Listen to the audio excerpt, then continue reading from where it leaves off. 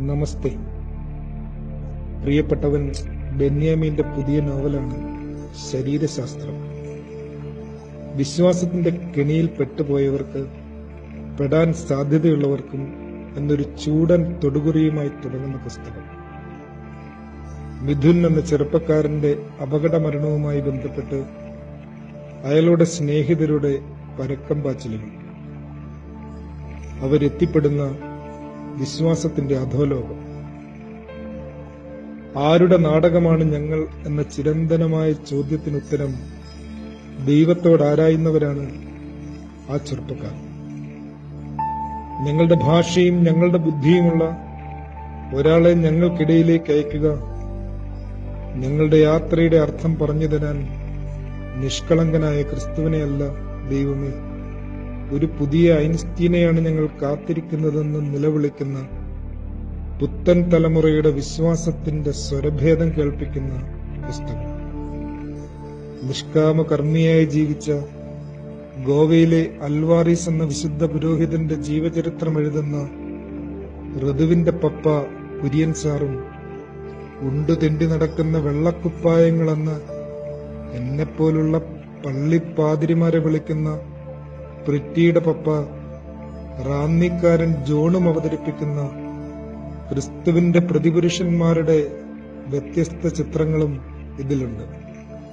മാത്രമല്ല, എന്ത് ചോദിച്ചാലും തടസ്സം പറയാതെ തരുന്ന, ഉല്ലാസത്തിന്റെയും സമൃദ്ധിയുടെയും ദൈവത്തെ പരിചയപ്പെടുത്തുന്ന പാസ്റ്റർ സാം ഫിലിപ്പുമുണ്ട്. നിനക്കൊരു കാറ് വേണമെങ്കിൽ വെറുതെ ഒരു കാറ് വേണമെന്നല്ല, ഏത് നിറത്തിലുള്ള കാറ് വേണമെന്ന് തന്നെ പ്രാർത്ഥിക്കണമെന്നാണ് അയാൾ ശ്രദ്ധിക്കുന്നത്.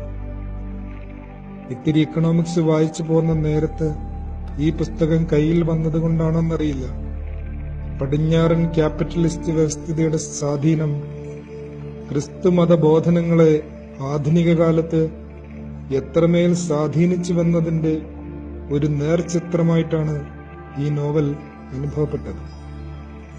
ശരിക്കും ഇടപെടലുകൾ ലാഭത്തിന്റേത് മാത്രമായിരിക്കണമെന്ന് നിർബന്ധിക്കുന്ന ഒരു പ്രത്യയശാസ്ത്രം നമ്മെ ചൂഴുന്നുണ്ട്. ലാഭം വീണ്ടും വീണ്ടും പ്രൊഡക്ഷനിലേക്ക് തന്നെ ഇൻവെസ്റ്റ് ചെയ്യുന്ന ഒരു രീതിശാസ്ത്രം. ഇവിടെ വിജയിക്കുന്നവർക്ക് മാത്രമാണ് സ്ഥാനം. ജീവിതം നഷ്ടപ്പെടുത്തുന്നവൻ ഇവിടെ അത് നേടില്ല. ആത്മവിജയം നേടിയ ത്യാഗബദ്ധമായ ജീവിതങ്ങൾക്ക് ഇടമില്ലാത്ത ഈ നവചരിത്രകാലത്ത് ബെന്യാമീൻ നടത്തിയ ഈ കഥ പറച്ചിലിൽ ഏറ്റവും ഇഷ്ടം തോന്നിയ വരികൾ പ്രകാശ് വാര്യർ എന്ന ഒറ്റത്താളിൽ പ്രത്യക്ഷപ്പെട്ട ഒരു കഥാപാത്രവുമായി ബന്ധപ്പെട്ടതാണ്. നിർമ്മമനായ നാറാണത്തുകാരനെയും മുക്തമാനസനായ ഡയോജനസ് എന്ന യവനയോഗിയെയും കുറിച്ച് പറയുന്ന പ്രകാശ് ഋതുവിൽ ഉണർത്തിയ ചില തോന്നലുകളാണിവ. അവളിങ്ങനെ വിചാരപ്പെടുകയാണ്, ശരിക്കും ദൈവത്തിനോടൊന്നും അപേക്ഷിക്കാനില്ലാത്ത വിധം നിർമ്മമരായ മനുഷ്യർ ഈ ഭൂമിയിലുണ്ടാകുന്നു. നമ്മൾ സുഖമെന്ന് പേരിട്ട് വിളിക്കുന്ന യാതൊന്നിലും താല്പര്യമില്ലാത്തവർ. അവരോട് ഞാൻ ഏത് ക്രിസ്തുവിനെ കുറിച്ച് പറയും? ഫെലോഷിപ്പ് ഒരിക്കലും അതിന് മറുപടി തന്നിട്ടില്ലല്ലോ.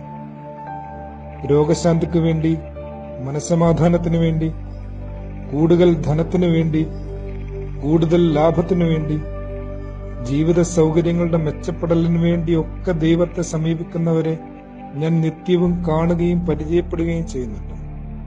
സത്യത്തിൽ അങ്ങനെ അല്ലാത്തവർക്ക് വേണ്ടി മറ്റൊരു ക്രിസ്തു ഉണ്ടായിരിക്കില്ല. അവനെ നാം എന്തുകൊണ്ട് തിരയുകയും കണ്ടെത്തുകയും ചെയ്യുന്നില്ല? നന്ദിയുണ്ട് പ്രിയ സ്നേഹിത, ഇങ്ങനെ ഇടയ്ക്കോരോ തല്ലുകൾ അക്ഷരരൂപത്തിൽ നൽകുന്നതിന്. ഒപ്പം ഈ നാളുകളിൽ വീണ്ടും അമ്മ മനസ്സിലേക്ക് തള്ളിയിട്ടതിന്. മറ്റൊന്നിനും വേണ്ടിയല്ലാതെ അവനു വേണ്ടി മാത്രം ജീവിച്ചവളെ ഓർമ്മപ്പെടുത്തിയതിന്. ഗർഭപാത്രം മുതൽ മരണവക്ത്രം വരെ അവളാണൊപ്പം. ഉള്ളുരുകി അടർന്നിട്ടും മൗനം കൊണ്ടതിനെ പൊതിഞ്ഞു പിടിച്ച അമ്മ മറിയം. നിർമ്മമതയുടെ ലാവണ്യം കൊണ്ട് അലങ്കൃതയായവൾ. അവൾ സ്വകാര്യ നേട്ടങ്ങൾക്ക് ആവശ്യം പറഞ്ഞില്ല. അവന്റെ വീര്യപ്രവർത്തികളിൽ അഹങ്കാരം കൊണ്ടില്ല. മകനേറ്റ അപമാനങ്ങളിലും സ്വയമേറ്റ അധിക്ഷേപങ്ങളിലും തളർന്നില്ല. മറിച്ച് ഒന്നേ ചെയ്തുള്ളൂ, അവനോടൊപ്പം ആയിരിക്കുക മാത്രം.